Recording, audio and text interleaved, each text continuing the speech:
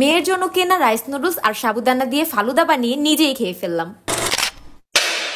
যেই গরম পড়ছে রে ভাই, গত কয়েকদিন ধরে আত্মাটা শুধু ঠান্ডা ঠান্ডা ফালুদা ফালুদা করতেছিল। তাই কোনটা মেয়ের কোনটা নিজের সেগুলো আর না ভেবে ঝটপট বানিয়ে ফেললাম ফালুদা। ট্রাস্ট মি, দোকানের থেকেও এত বেশি মজা হয়েছে আর খুবই ইজি প্রসেসিং এ বানিয়েছিলাম আমি। জাস্ট হাতের কাছে কয়েকটা জিনিস থাকলেই বানিয়ে ফেলতে পারবা। আজকে পুরো রেসিপিটা তোমাদের সাথে শেয়ার করব, তো চলো ভিডিও শুরু করা যাক। প্রথমেই আমি এখানে রাইস নুডলস কেচি দিয়ে কেটে কেটে ছোট করে নিয়েছি। এরপরে 2-3 বার পানি পাল্টে খুব ভালোভাবে ধুয়ে নিয়েছি। এবার কিছুক্ষণ ভিজিয়ে রাখবো। সেম প্রসেসিং এ সাবুদানাটাও নিয়ে 2-3 বার পানি পাল্টে খুব ভালোভাবে ধুয়ে সাবুদানাটাও কিছুক্ষণ ভিজিয়ে রাখবো। এটা কিন্তু আমি অরিজিনাল স্বচ্ছ সাবুদানাটা নিয়েছি। এটা ভিজিয়ে রাখলে বা রান্না করলে কিন্তু গলে যাবে না। এই অরিজিনাল স্বচ্ছ সাবুদানা আর রাইস নুডলসটা আমি নিয়েছিলাম fashion flair by Mithila Facebook page থেকে। যাই হোক, আগেই বলে নেই আমি কিন্তু সেই রকম কোনো রাঁধুনি না, আর এখানে কোনো কিছুর পরিমাপও বলতে পারবো না। আমার যতটুকু যেভাবে মনে হয়েছে আমি সেভাবেই করেছি। নুডলস আর সাবুদানা ভিজিয়ে একটা সাইডে রেখে দিয়েছি। এখন আমি জেলিটা বানিয়ে নিব। ফালুদাটা একটু কালারফুল করার জন্য আমি এখানে 2টা কালারের জেলি ইউজ করতে চেয়েছিলাম। দুধটা যেহেতু সাদা রঙের, আমি চেয়েছিলাম লাল সবুজ অথবা লাল নীল জেলি দিলে একটু কালারফুল হবে, সুন্দর লাগবে। কিন্তু দুর্ভাগ্যবশত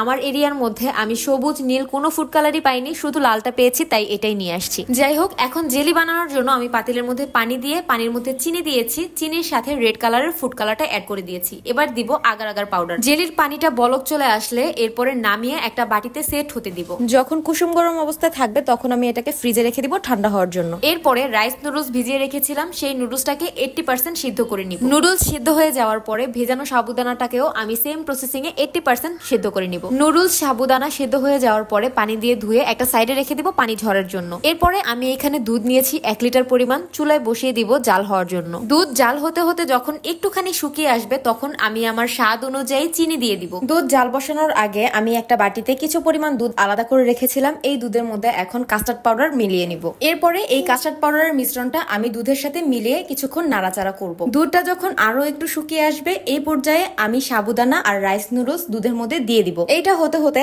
এখন আমি জেলিটা নামিয়ে সুন্দর করে কিউব কিউব করে কেটে নিব। এরপরে আমি এখানে কিছু ফল কেটে নিব। আমি খুবই অল্প ফল নিয়েছি, ফালুদার মধ্যে আরো অনেক কিছু অ্যাড করলে খেতে আরো ভালো লাগে। আমি নিয়েছিলাম কলা, আপেল, বেদানা। এইখানে যদি কিশমিশ দেওয়া যেত বা বাদাম কেটে কেটে দেওয়া যেত, আঙুর দেওয়া যেত তাহলে আরো অনেক বেশি মজা লাগতো, কিন্তু আমার হাতের কাছে এগুলো ছিল না, যার কারণে আমি দিতে পারিনি। এই তো আমার ফল কাটা শেষ। এখন দেখি দুধ আর সাবুদানার কি অবস্থা। এটা একটু ঘন হয়ে আসে। এখন আমি এখানে আমার মেয়ের আরেকটা খাবার অ্যাড করব, সেটা হচ্ছে মিক্সড বাদাম গুঁড়ো। আস্ত বাদাম কেটে কেটে দিতে পারিনি তো কি হয়েছে, বাদাম গুঁড়ো তো আছে। হোক সেটা মেয়ের বা আমার, যারই হোক, খাওয়া দিয়ে হচ্ছে কথা। এই বাদাম গুঁড়োটাও কিন্তু আমি নিয়েছিলাম fashion flair by Mithila Facebook page থেকে। যাই হোক, বাদাম গুঁড়ো দেওয়ার পরে এইরকম একটা ঘনত্ব যখন হয়ে আসবে তখন আমি এটা নামিয়ে ফেলবো, কারণ এর থেকে বেশি ঘন করলে যখন ঠান্ডা হয়ে যাবে তখন আরো বেশি জমাট বেঁধে যাবে।